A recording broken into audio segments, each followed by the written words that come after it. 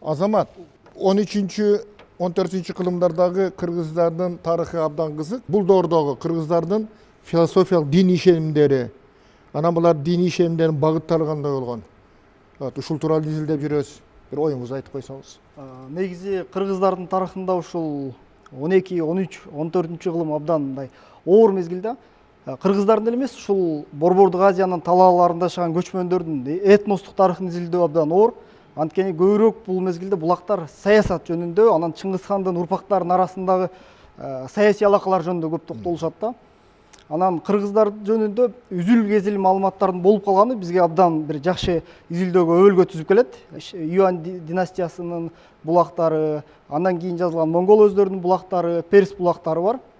Биз ошолордон кыргыздардын этностук тарыхын, ага кошумча диний тарыхын калыбына келтире алабыз да. Кыргыздардын дагы бир кызык тарыхы ушул Чыңгыз ханга чейинки көп этностор же болбосо бир уруулук бирикмелердин көпчүлүгү өзүн жоготту. А кыргыздар ошол Чыңгыз хандын урпактарынын, улустарынын чектеринде жашап, алар ошол Жуучинин улусунда эскерилет, Тулуйдун улусунда, анан Үгөдөй менен Чагатайдын да улустарында кезигет да.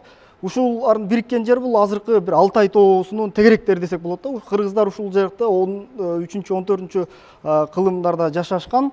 Бирок буга чейин кыргыздарда кандай дин таралды деген сөз болгондо, бизге Марвазинин жазып калтыргандар абдан жакшы жардам берет. Марвази айтып атат, кыргыздар буга чейин сөөктөрүн өрттөшчү дейт да. Бул ошол 11-кылым, 12-кылымдар жөнүндө сөз.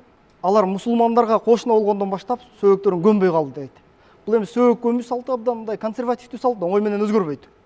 Демек, ошол кыргыздардын кандайдыр бир бөлүгү, же болбосо исламдын таасири кандайдыр бир деңгээлде кыргыздардын иденттүүлүгүн өзгөрткөн десек болот да.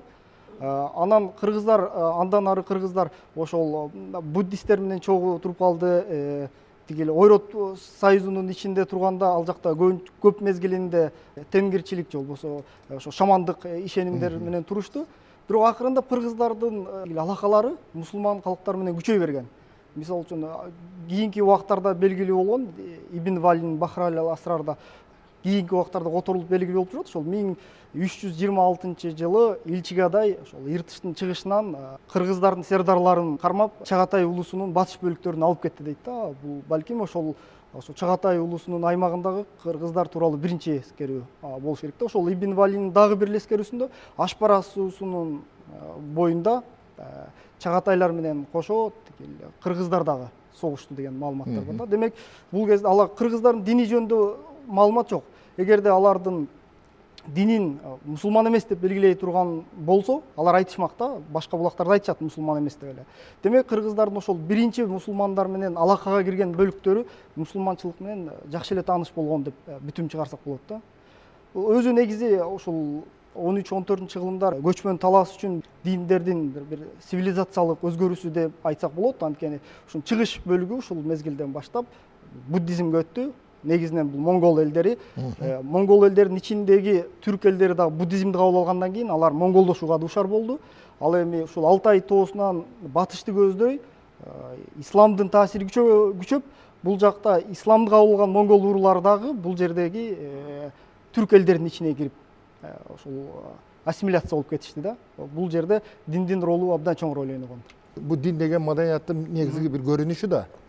Ошол эволюциялык өнүгүү жолунда